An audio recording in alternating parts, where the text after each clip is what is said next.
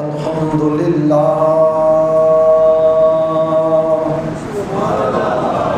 الحمد للہ رب العالمین والعاقبۃ للمتقین والصلاة والسلام علی سید الانبیاء والمرسلین وعلى آله الطاهرين وأصحابه الراشدين أما بعد فأعوذ بالله من الشيطان الرجيم بسم الله الرحمن الرحيم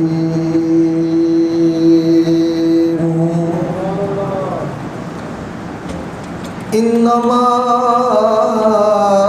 يريد الله ليذهب عنكم الرجس أهل البيت ويطهركم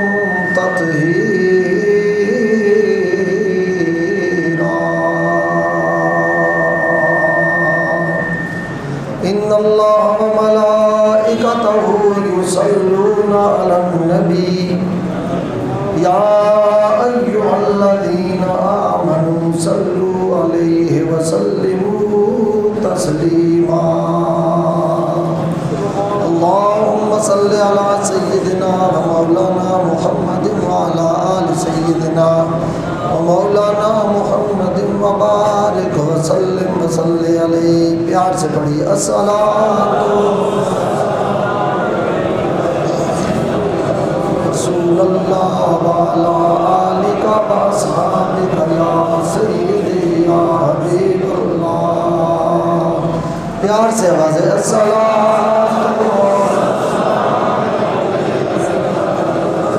للعالمین وعلى آلك وأصحابك يا خاتم النبیین کیا جلوہ کربلا میں دکھایا حسین نے کیا جلوہ کربلا میں دکھایا حسین نے سجدے میں جا کے سر کو کٹایا حسین نے سجدے میں جا کے سر کو کٹایا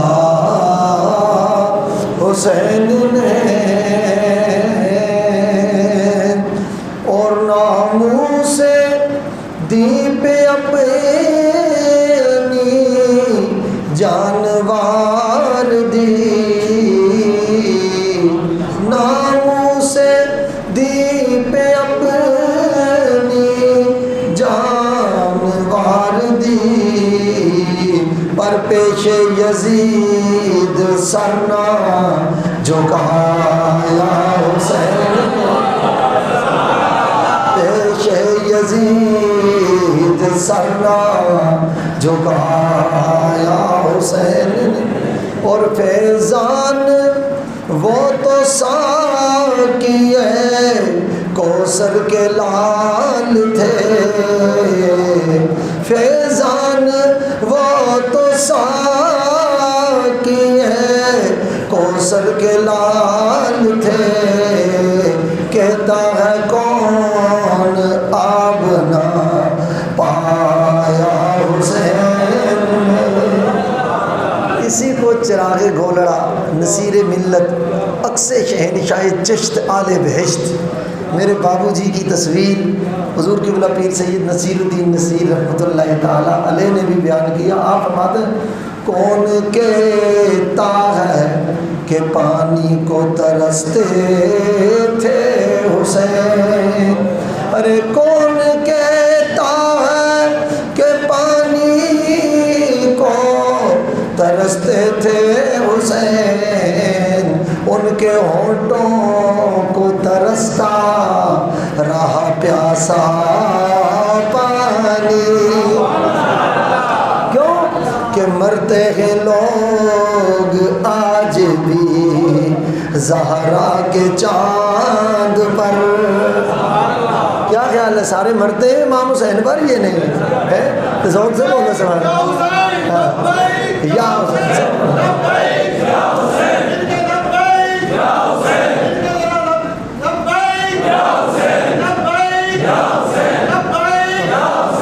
مرتے ہیں لوگ آج بھی. اور میرا ایمان ہے کہ آج ذکر حسین کا صدقہ اللہ موسم کو ٹھنڈا کرے گا انشاءاللہ. اور کربلا والوں کا صدقہ اللہ تعالیٰ نیٹ بتائے نہ بتائے انشاءاللہ پیاسے علی اصغر کا صدقہ اللہ بارش بھی عطا فرمائے گا انشاءاللہ. مزید آپ ذرا مطمئن ہو گئے.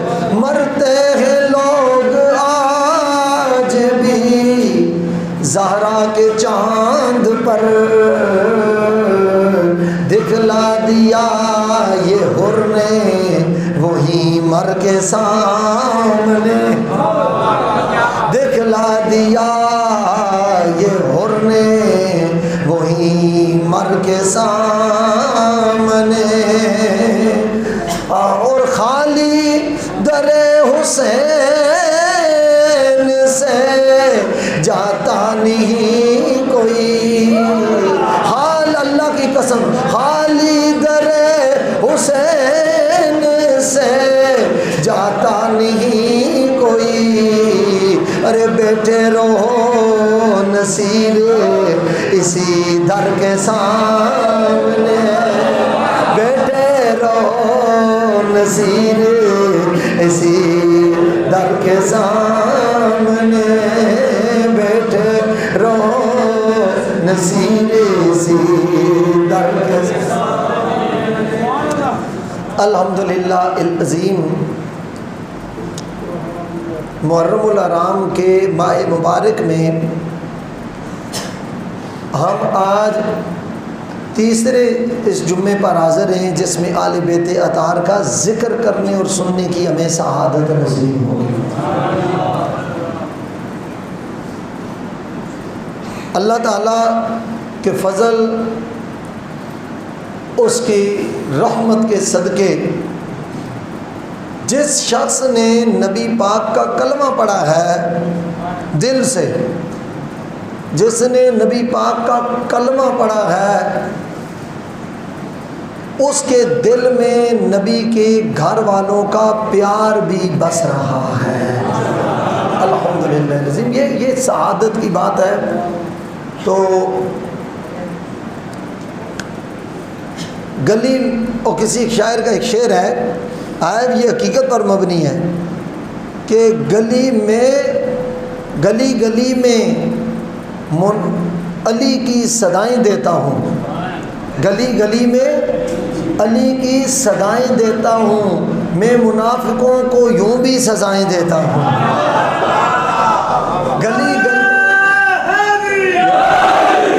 گلی گلی میں علی کی صدائیں دیتا ہوں.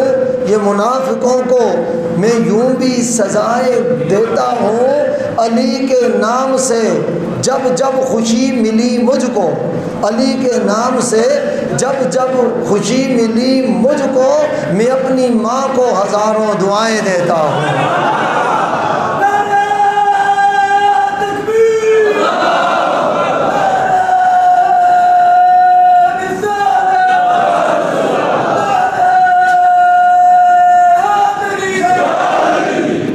اس لیے کہ ماں نے با کردار زندگی گزاری ہو تو اولاد ذکر آل بیت سے دور نہیں ہو سکتی.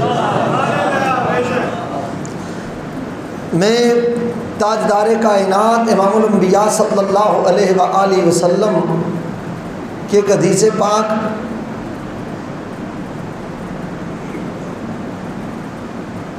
جب جگہ نہیں ہوتی بندہ پھر ادھر ہی بیٹھ جایا کرے. میرے آقا کریم سید عالم صلی اللہ علیہ وآلہ وسلم نے ارشاد فرمایا فرمایا کہ یا بنی عبد المطلب انی سألت اللہ لکم ثلاثا، اے عبد المطلب کے بیٹے ہو، فرمایا میں نے تمہارے لیے اللہ سے 3 سوال کیے ہیں، اللہ سے 3 سوال کیے ہیں۔ کون کون سے کیے یا رسول اللہ؟ فرمایا پہلا سوال یہ ہے کہ ان یثبت قلوبکم، کہ اللہ تمہارے دلوں کو ثابت قدم رکھے، اللہ تمہارے دلوں کو ثابت قدم رکھے۔ اور کربلا نے بتایا پھر آل محمد کے دل ثابت قدم کس طرح لیتے ہیں۔ اور دوسرا فَأَن يُعَلِّمَ جَاهِلَكُمْ وَيَهْدِيَ ضَالَّكُمْ، فرمایا کہ میں نے تمہارے لیے دعا کی کہ تم میں سے جن کو علم نہ ہو اللہ ان کو علم کا نور عطا فرمائے، اور جو تم میں سے اگر گمراہی میں چلا جائے تو اللہ اس کو ہدایت دے کے دوبارہ ہدایت والا راستہ عطا کر دے۔ اور تیسرا سألتہ ان یجعلکم جداء نجداء رحماء، فرمایا اور میں نے تمہارے لیے سوال کیا اللہ تمہیں سخی بھی کر دے، اللہ تمہیں بہادر بھی بنا دے، اور اللہ تمہیں رحم دل بھی بنا دے۔ آج پوری کائنات میں نچوڑ نکالیں آل محمد کا کہ نبی کے گھر والوں سے زیادہ سخی آپ کو کوئی بھی نظر نہیں آئے گا۔ ایسی بات ہے یا نہیں ہے جی؟ سخی کا کوئی بھی نظر نہیں آئے گا۔ حد ہو گئی حسین تیری سخاوت کی، ہے جی؟ جو دشمن سر مانگے اور یہ سر تک دے دیں، آپ میرے جملے پر غور کریں، دشمن سر مانگیں، دنیا کے سب یزید اسی غم میں مر گئے، دنیا کے سب یزید اسی غم میں مر گئے کہ سر مل گیا حسین کا بیعت نہیں ملی۔ تو سخی بھی ہے، یہ بہادر بھی ہے، اور رحم دل اتنے ہیں، رحم دل اتنے ہیں کہ جب وہ قاتل، ایک روایت میں سنان بن انس اس کا نام آتا ہے، جب مختار نے حملہ کیا آل بیت کا بدلہ لینے کے لیے، یہ گیدڑوں کی طرح بھاگے، سارے یزیدی کوفی شامی بھاگے اور بھاگ کر جانے بچانے لگے، تو امام زین العابدین علیہ السلام آپ اس وقت حج کے لیے تشریف لے جا رہے تھے اور راستے میں پڑاؤ کیا۔ آپ کو پتہ ہے کہ اولاد رسول کو بھی اللہ نے چاہنے والے وافر مقدار میں عطا فرمائے ہیں، دشمن بھی تھے مگر چاہنے والے بھی، آج جو ان کا نام سن کر سب کچھ کٹانے کے لیے تیار ہیں، جو ان کا چہرہ دیکھ رہے تھے ان کی پھر محبتوں کا عالم کیا۔ ذرا ذوق کے ساتھ بیٹھے پیار سے۔ ہم تو گزشتہ رات پورے جلسے میں اور فجر کے بعد ہی ہم نے آرام کیا ہے، اس پہ آخر میں انشاءاللہ میں تبصرہ کروں گا جو رات کو کانفرنس ہوئی۔ تو امام زین العابدین علیہ السلام نے پڑاؤ کیا، خیمہ لگا ہوا ہے، مریدین خدام چاہنے والے ساتھ ہیں، پیچھے لشکر لگا ہوا ہے، اس کو دوڑ رہے ہیں، تلاش کر رہے ہیں۔ تو یہ قاتل بھاگا بھاگا بھاگا ہانپتا ہوا راستے میں اس خیمے میں داخل ہو گیا جس خیمے میں شہزادہ رسول حضرت سیدنا امام زین العابدین علیہ السلام تشریف فرما تھے۔ ہاں پر آتا گرمی سے، اس نے امام زین العابدین کو دیکھا تو پہچان لیا، فوراً ڈر کے نکلنے لگا۔ آپ نے فرمایا کہ مہمان کو بٹھاؤ، مہمان کو بٹھاؤ۔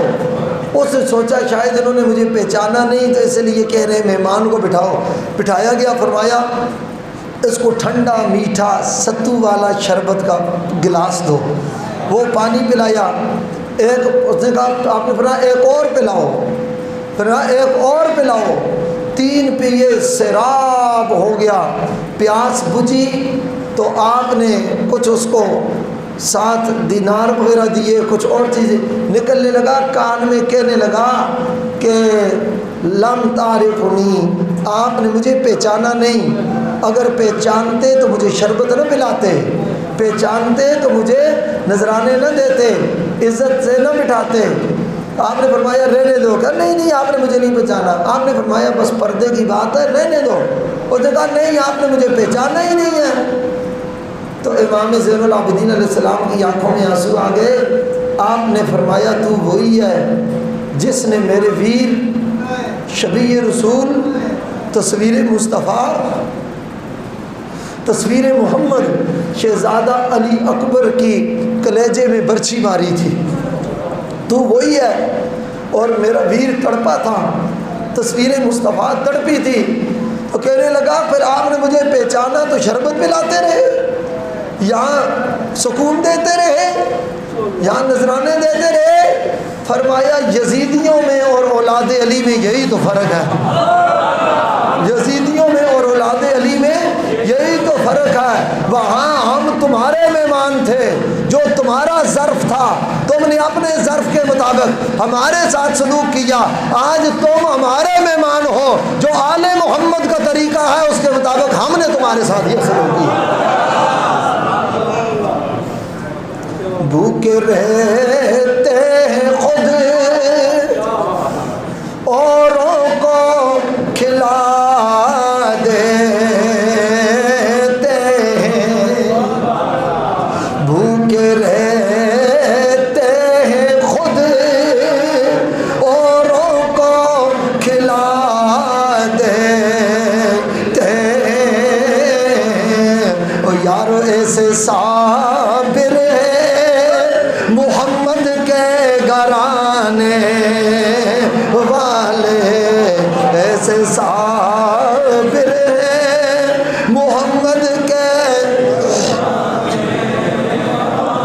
میرے آقا نے ارشاد فرمایا فَلَوْ أَنَّ رَجُلًا سَبَنَ بَيْنَ الرُّكْنَيْنِ وَالْمَقَامِ فَصَلَّى وَصَامَ۔ فرمایا میرے آقا نے سنو کہ کوئی شخص حرم میں پہنچ گیا اور اس نے رکن کے درمیان اور مقام ابراہیم کے درمیان نمازیں پڑھنی شروع کی، وَصَامَ، اور اس نے روزہ بھی رکھا، ثُمَّ مَاتَ، پھر روزے سے تھا، نمازوں سے تھا، حرم کی حدود میں تھا، قبلے میں، حرم کی حدود میں، بیت اللہ میں اور رکن کے درمیان، مقام ابراہیم کے درمیان، روزے سے نماز کی حالت میں، خانہ کعبہ میں۔ یہ کوئی چھوٹی بات ہے؟ پیار سے بولو ذرا سبحان اللہ۔ خانہ کعبہ میں آپ آئے نا آپ کی دل جوئی کے لیے، خانہ کعبہ میں، رکن میں، مقام ابراہیم میں، بیت اللہ میں، روزے کی حالت میں، نماز کی حالت میں وہ دنیا سے اٹھا۔ فرمایا وَهُوَ مُبْغِضٌ لِآلِ بَيْتِ مُحَمَّدٍ دَخَلَ النَّارِ۔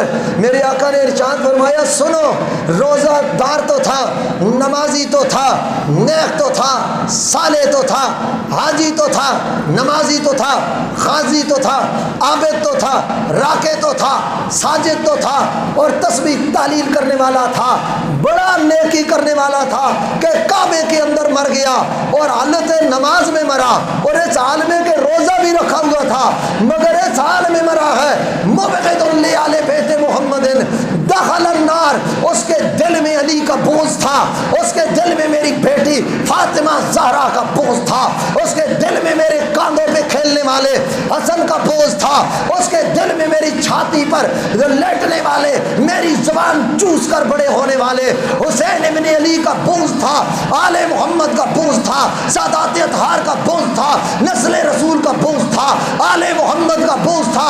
فرمایا اللہ نہ اس کے جناب کعبے میں نماز پڑھنے کو دیکھے گا، نہ طواف کو دیکھے گا، نہ سجدے کو دیکھے گا، نہ رکوع کو دیکھے گا، نہ عبادت کو دیکھے گا، نہ ریاضت کو دیکھے گا، نہ نماز کو دیکھے گا، نہ روزے کو دیکھے گا۔ اللہ اس کے کسی معاملے کو نہیں دیکھے گا۔ دخل النار، فرمایا اللہ تعالیٰ اس کو سیدھا جہنم میں داخل کر دے گا۔ اور اس حدیث سے پتہ چلا جو آل بیت کا دشمن ہوتا ہے، گستاخ ہوتا ہے، بغضی ہوتا ہے، دونوں جہانوں میں وہ ذلیل اور خوار ہوتا ہے، اور جو ان کا نوکر ہوتا ہے اس کا یہاں بھی بیڑا پار ہوتا ہے، قیامت میں بھی بیڑا پار ہوتا ہے۔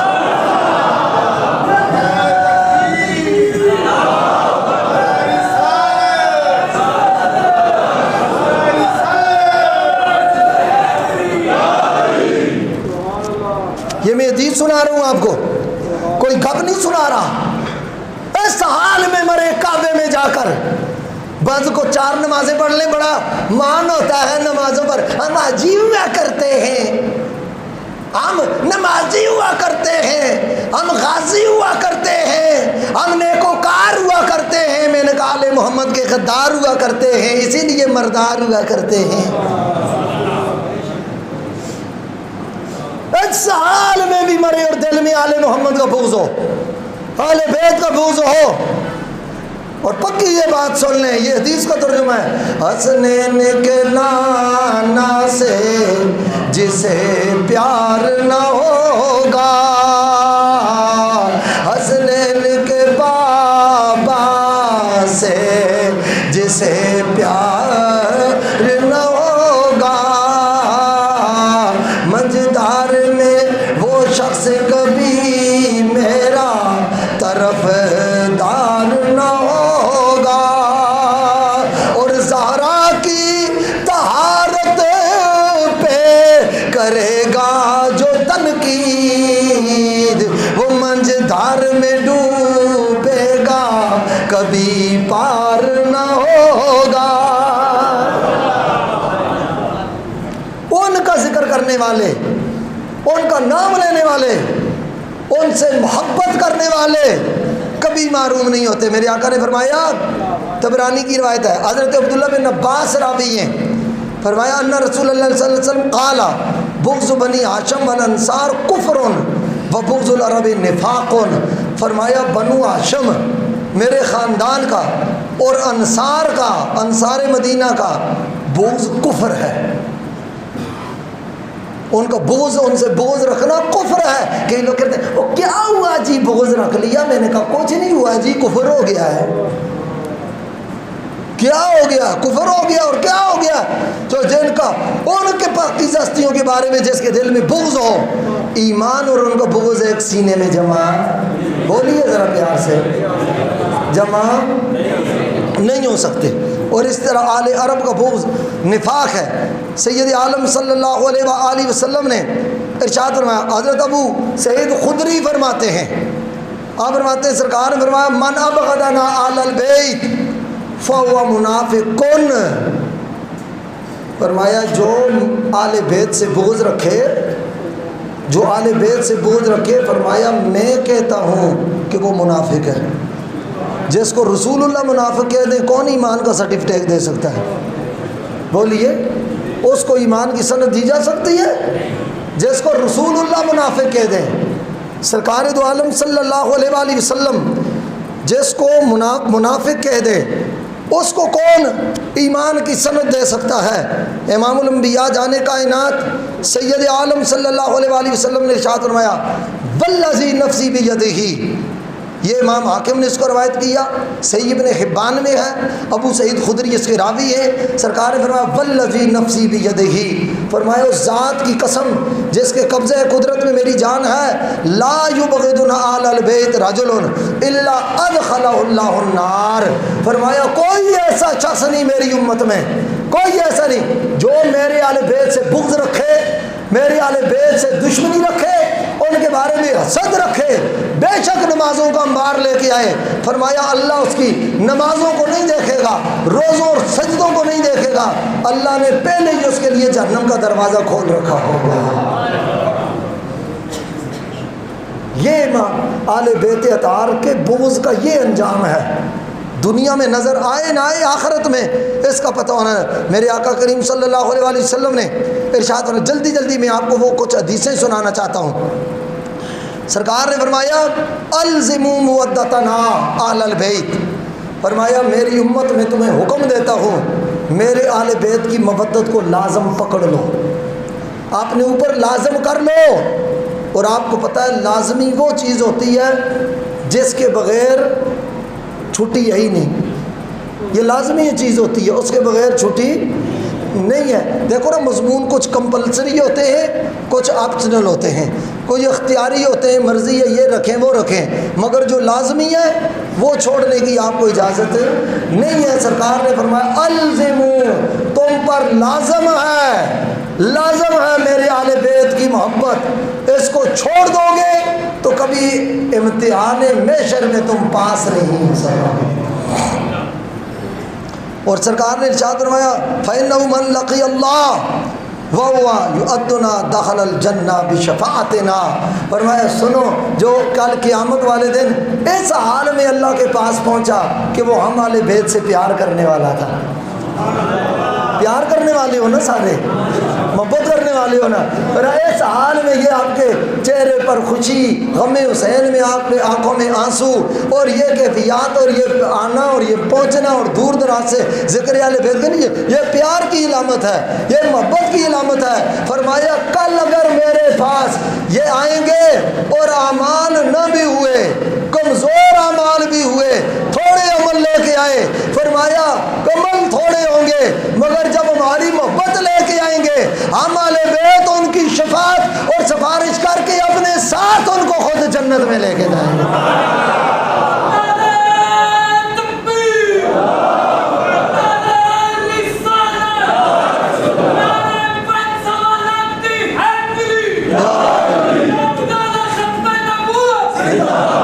اور پھر میرے آقا فرمایا والذی نفسی بیدہ، سنو جن کو نمازوں پر گمنڈ ہے، جن کو روزوں پر گمنڈ ہے، حجوں پر گمنڈ ہے اور اپنے اعمال صالحہ پر گمنڈ ہے، تاجدار کائنات، تاجدار ختم نبوت، رحمت للعالمین، سید المرسلین آقا نے ارشاد فرمایا لا ینفع عبدا عملہ الا بمعرفت حقنا.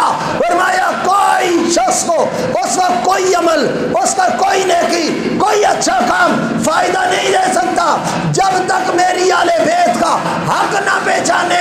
فرمایا عمل تب قبول ہوگا جب آل بیت کی محبت بھی ہوگی، اور حج تب قبول ہوگا جب آل بیت کی محبت بھی ہوگی. زکوٰۃ، نماز، روزے، حج، تسبیحات، تحلیلات، اعمال صالحہ فرمایا تب قبول ہوں گے جب اس کے آل بیت کی محبت بھی ہوگی. فرمایا کل جو فیصلہ ہونا ہے قیامت والے دن، فرمایا وہ اعمال پر نہیں ہونا، محمد کی آل پر ہونا ہے. فرمایا جس کو عمل آگے کر دے اور میرے آل بیت کی محبت پیچھے کر دے، یعنی محبت نہ ہو اس کو، تو عمل آگے لے جا نہیں سکتے. فرمایا جو عملوں میں کمزور بھی تھا، آل بیت کے پیار میں ثابت قدم تھا، فرمایا عمل کمزور بھی ہو گئے، ہم شفاعت کر کے اس کو اپنے ساتھ لے کے چلے جائیں. یہ محبت والے لوگ ہوتے ہیں، یہ ادب والے لوگ ہوتے ہیں، یہ احترام والے لوگ ہوتے ہیں جن کو خون رسول کا حیا ہوتا ہے، آل بیت اطہار کا حیا ہوتا ہے. یہ ہمارے ہاں ادھر کوالے کے قریب ایک دربار ہے بکوٹ شریف، اس علاقے کے کئی لوگ شاید یہاں بھی موجود ہوں گے. تو وہاں کے حضرت بابا فقیر اللہ بکوٹی رحمۃ اللہ علیہ گزرے ہیں، بڑے صالح متقی پرہیزگار شخصیت تھے. وہ فرمایا کرتے تھے کہ اگر میرے جس جنگل میں میں رہتا ہوں، اگر جنگل میں کوئی سید نام کا درخت ہو، سید نام کا درخت ہو، کہا میں اس کے پیچھے سے بھی نہیں گزروں گا، اس کے آگے سے بھی نہیں گزروں گا. صوفیاء کا یہ ولیوں کا اپنا ایک طریقہ کار ہوتا. بھائی کسی نے پوچھ لیا بھائی حضرت یہ کیا بات ہے، چلو آگے نہیں گزرتے تو پیچھے نہ گزرنے کا کیا مراد ہے؟ فرمایا میں نہیں چاہتا کہ میں پیچھے گزروں اور میرے قدم اس مٹی پر لگے اور بارش ہو اور وہ مٹی گارا بن کے آگے چلے اور اس درخت کے ساتھ لگے جس درخت کا نام سید. یہ صوفیاء کئی دفعہ یہ باتیں نہ کر کے یہ کچھ باتیں سمجھانا چاہتے ہیں، مقصد نہیں ہوتا آپ کہیں گے جی سید کون سا درخت ہوتا ہے، اصل میں وہ سمجھانا چاہتے ہیں مقام پر. کہتے ہیں بھئی آگے کیوں نہیں گزرتے؟ فرمایا آگے اس لیے نہیں گزرتا، نیچے سے آگے سے گزروں گا تو میں نہیں چاہتا کہ اس درخت کے اوپر بارش لگے اور قطرے اس زمین پر گریں جہاں میرے قدم لگے ہوئے ہوں. یعنی دو گویا وہ یہ سمجھانا چاہتے ہیں کہ جس کا صرف نام کا، حالانکہ درخت نام کا جو سید نہیں ہوتا، کہا وہ اگر ہو بالفرض تو میں اتنا ادب کروں گا. آپ یہ ادب کیوں کریں گے؟ فرمایا اس وجہ سے کریں گے کہ اس کو نسبت حسین حاصل ہو گئی. حضرت ضیاء الامت پیر محمد کرم شاہ صاحب الازہری رحمۃ اللہ علیہ، ان کی بات یہاں میں نے نہیں سنائی، میں نے خود مفتی صاحب سے سنا، وہ فرماتے ہیں کہ ہم وہاں بیرا شریف میں پڑھا کرتے تھے حضرت ضیاء الامت جسٹس پیر محمد کرم شاہ صاحب الازہری رحمۃ اللہ تعالیٰ علیہ کے پاس، تو باہر کہتے ہیں وہ سین کچا تھا، دو طالب علم آپس میں لڑے، طالب علم لڑتے رہتے ہیں، مذاقیں کرتے رہتے ہیں، ایک طالب علم نے دوسرے کو مارا، جس نے مارا تو وہ سید تھا، وہ سید زیادہ تھا، اس نے اس دوسرے طالب علم کو تھپڑ مارا، دوسرا بھی کوئی ڈنڈا یا جوتی لے کے اس کے پیچھے بھاگا، طالب علم آپس میں مذاقیں کرتے رہتے ہیں، آپ بھی سکول کے دور سے گزرے ہیں، تو ایک طالب علم بھاگا اور دوسرا پیچھے وہ دوسرا بھاگا، یہ بھاگنے والا سید تھا، اس سے بچنے کے لیے تو بارش ہوئی تھی، گارا بنا ہوا تھا، کیچڑ بنا ہوا تھا، اس کی جوتیاں اتر گئیں، اس کے قدموں کے ساتھ کیچڑ لگ گیا، گارا لگ گیا، وہ بھاگتے بھاگتے سامنے حضرت جسٹس پیر محمد کرم شاہ صاحب الازہری رحمۃ اللہ علیہ حضور ضیاء الامت، آپ وہاں اندر بیٹھ کے کوئی تفسیر لکھ رہے تھے یا کچھ لکھ رہے تھے، اور حجرے میں تو دروازہ کھلا تھا، نئی قالین ابھی 2 دن ہی ہوئے تھے، قالین ڈالی تھی، وہ گارا لگا ہوا، بھاگتا بھاگتا دروازہ کھلا تھا، وہ سید اندر گھس گیا ان کے کمرے میں، طالب علم نے دیکھا کہ وہ تو پیر صاحب کے پاس چلا گیا، وہ بھاگ کے پیچھے چلا گیا، جب سید اندر چلا گیا تو قدموں کے ساتھ گارا مٹی لگی ہوئی ہے، خادم نے کہا، ڈانٹنا شروع کر دیا، تم نے حضرت کی قالین خراب کر دی، نئی کارپٹ خراب کر دی، یہ دیکھا نہیں ہے، گارا لگ گیا، ایسے ہو ویسے ہو، تمہیں شرم نہیں، حیا نہیں، اتنی بات سنی حضرت جسٹس پیر محمد کرم شاہ صاحب الازہری، یہ نسبت محبوب کی قدر والے لوگ ایسے ہوتے ہیں۔ تب آج کوئی موضوع نہیں تھا، مگر ذکر حسین کے اس اجتماع میں اللہ نے اس غلام حسین کا نام بھی میری زبان پر جاری کر دیا، تو کہا، جو ڈانٹا تو آپ نے اس خادم کو فرمایا کیا بات ہے، کیا ہوا، کیوں ڈانٹ رہے ہو؟ اس نے کہا حضرت یہ نئی قالین خراب کر دی، ننگے پیر، گارا لگا ہوا، کیچڑ لگا ہوا، یہ اندر آ گیا، کل پرسوں قالین ڈالی تھی، اتنی قیمتی قالین تھی، خراب کر دی۔ آپ نے فرمایا کون ہے؟ اس نے کوئی نام لیا، یہ جی سید فلاں شاہ، نام لیا سید اور شاہ کہ وہ ہے، اتنی کے بات تھی، حضور جسٹس پیر کرم شاہ صاحب رحمۃ اللہ علیہ نے ایک چیخ ماری، خادم اندر گیا کہ حضرت کو کیا ہوا، دیکھا تو آپ کی دونوں آنکھوں سے آنسو جاری تھے، سفید داڑھی آنسوؤں سے تر ہو چکی تھی، آپ کا سر جھکا ہوا تھا اور جسم پر ایک عجیب کیفیت طاری تھی۔ اب حضور کیا ہوا؟ آپ نے سر اٹھا کر فرمایا خادم کو، فرمایا تیری قالین بڑی قیمتی ہوگی، تیری کارپٹ بڑی قیمتی ہوگی، مگر یہ بات سن لے، کرم شاہ کی قالین لاکھوں کی بھی ہو نا، آل محمد کے قدموں کے ساتھ لگے ہوئے کیچڑ سے زیادہ قیمتی نہیں ہو سکتی، اولاد رسول کے قدموں کے ساتھ لگے ہوئے گارے سے زیادہ قیمتی نہیں ہو سکتی، جو مٹی حسین کے نسل کے قدموں کے ساتھ لگی ہے اس سے زیادہ قیمتی نہیں ہو سکتی۔ یہ محبت والے لوگ ہوتے ہیں، یہ پیار والے لوگ ہوتے ہیں، یہ عقیدت والے لوگ ہوتے ہیں۔ حضرت امام شافعی رضی اللہ تعالی عنہ بیمار ہو گئے، جب بچنے کی امید نہ رہی، کسی نے کہا، حکیموں نے علاج بھی کرا دیا، آرام نہیں آتا، آپ نے فرمایا مجھے اٹھاؤ، اس گلی میں لے جاؤ جس گلی میں حضرت سیدہ نفیسہ کا گھر ہے۔ وہ حاجی صاحب گئے، میرے خیال میں سیدہ نفیسہ آل بیت اطہار کی ایک بڑی مقدس شہزادی ہیں، بڑی بابرکت شہزادی ہیں، اس گلی میں لے جاؤ۔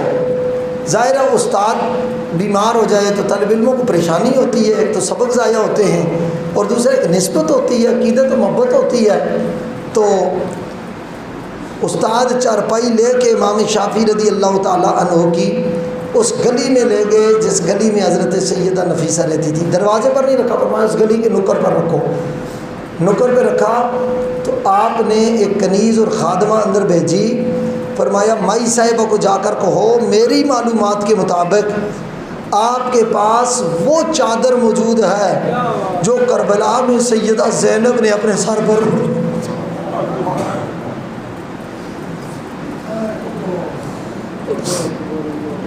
جو سیدہ زہرا سلام اللہ علیہ نے چادر ثانی زہرا شریکۃ الحسین حضرت بنت علی سیدہ زینب سلام اللہ علیہ کو خود اڑائی تھی، خود اڑائی تھی۔ فرمایا وہ چادر سیدہ زینب امی جان کی چادر وہ مدینے سے لے کے چلی تھی، وہ مکہ تک آئی تھی، وہ لے کر کربلا میں آئی تھی، اور وہ چادر جس پر کئی پیمند لگے ہوئے ہیں وہ برکت کے لیے آپ کے پاس موجود ہے۔